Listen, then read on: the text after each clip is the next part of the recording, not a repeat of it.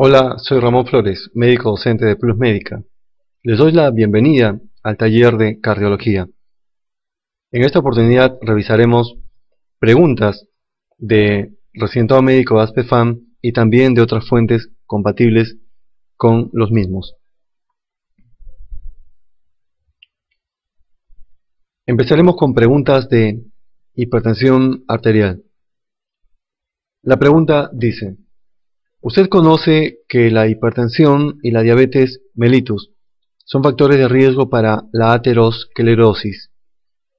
Y que ambos factores de riesgo, al darse simultáneamente en el mismo paciente, tienen un efecto sinérgico. Es decir, su riesgo es mayor que la suma de los riesgos de cada factor por separado.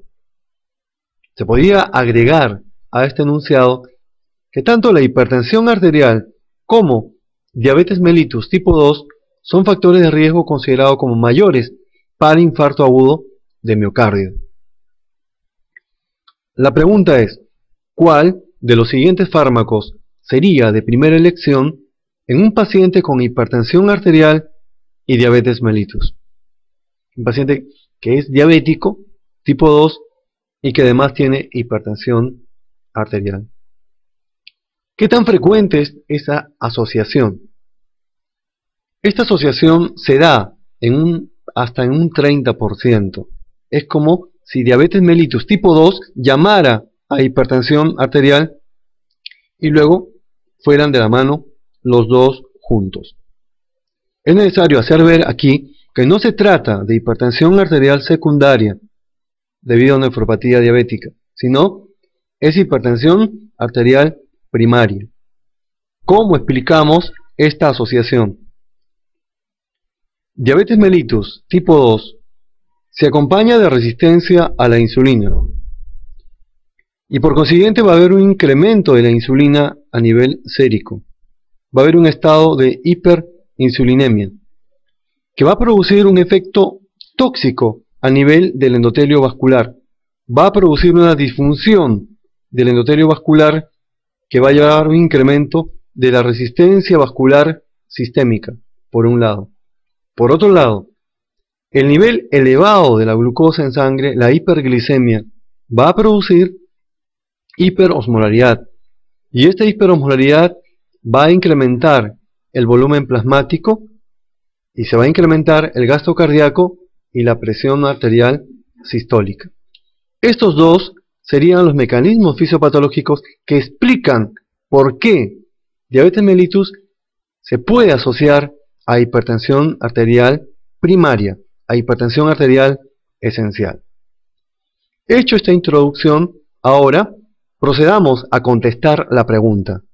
Tenemos como alternativas los llamados antihipertensivos de primera elección: beta bloqueadores, YECA, calcio antagonistas y diuréticos. Hemos de elegir uno de estos como el antihipertensivo que se considera de elección en el caso de diabetes mellitus con hipertensión arterial. Pero antes podríamos explicar por qué estos antihipertensivos se consideran como de elección. ¿Por qué son antihipertensivos de primera línea? Lo que sucede es que en hipertensión arterial primaria hay 4 mecanismos fisiopatológicos. El primero de ellos es el incremento del volumen plasmático, y ahí estarían indicados los diuréticos distales, diuréticos tiazídicos. El segundo mecanismo es el incremento de la resistencia vascular sistémica, y ahí estaría indicado un vasodilatador, como un calcio antagonista. En tercer lugar, el aumento del gasto cardíaco o actividad adrenérgica, siendo de elección para este mecanismo un medicamento que produzca inhibición de la actividad adrenérgica, como son los beta bloqueadores. Por último, el incremento de la renina es el cuarto mecanismo fisiopatológico, por activación del sistema renina-angiotensina. siendo de elección, para este caso, como antihipertensivo, un YECA o un ARA-2. De ahí viene la explicación por qué se considera como de primera línea a estos antihipertensivos. ¿Cuál vamos a elegir? Tenemos que elegir un antihipertensivo que no solamente controle la presión en cuanto a números se trata, sino también que regule la glucemia, que regule la glucosa en la sangre y que también regule la disfunción endotelial, que proteja el endotelio vascular, que ese sea su valor agregado. ¿Y ese antihipertensivo cuál es? Se trata de los YECA. Los YECA, por consiguiente, son los antihipertensivos de elección en todo paciente diabético con hipertensión arterial, porque además le van a ofrecer cardioprotección. La respuesta, por lo tanto, es la alternativa B, los YECA. ¿Qué podemos comentar respecto a las alternativas distractoras? En relación a la respuesta A de los beta bloqueadores, ¿cuándo estarán indicados como de primera elección? Cuando de fondo el paciente presente una cardiopatía isquémica o una arritmia o hipertrofia del ventrículo izquierdo.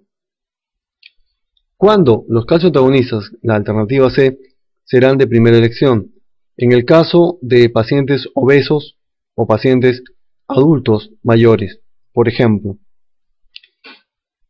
Y por último, los diuréticos estarán indicados de acuerdo a la recomendación del séptimo reporte de hipertensión arterial como el eje en tratamiento de hipertensión arterial, como el eje debe ser el que primero se elija entre los 4 antihipertensivos de primera línea. En cuanto a la alternativa E sobre nitroprusiato de sodio está indicado cuando se trata de una emergencia hipertensiva. En esta diapositiva es para recordar los estadios de la hipertensión arterial.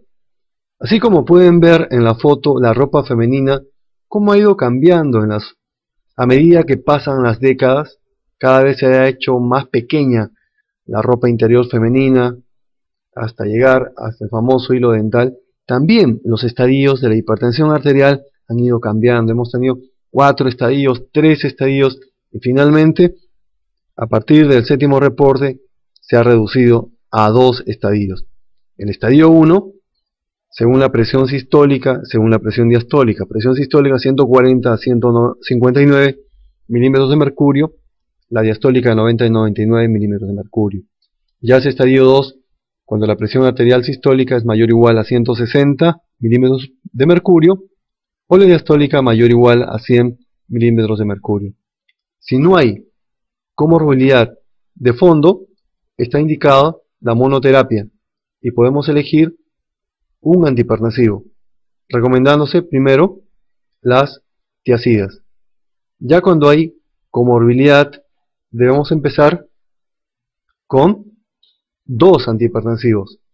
Tenemos siempre tener en cuenta que uno de estos, el eje debe ser diurético, a la cual se le va a asociar cualquiera de los otros antihipertensivos de primera línea.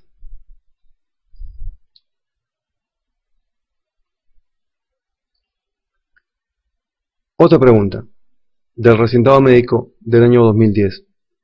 Paciente con gota e hipertensión arterial. ¿Qué medicamento no debe recibir? Y menciona ahí beta bloqueadores, diuréticos de asa, diuréticos tiazídicos, diuréticos osmóticos, YECA. En este caso se trata de un medicamento antihipertensivo que debe tener como efecto secundario el incremento del ácido úrico. Este antihipertensivo que incrementa el ácido úrico se debe evitar en todo paciente con gota. Y en este caso, ¿cuál es este antihipertensivo que aumenta los niveles de ácido úrico? Son los diuréticos tiazídicos. Por consiguiente, estos diuréticos tiazídicos estarán contraindicados.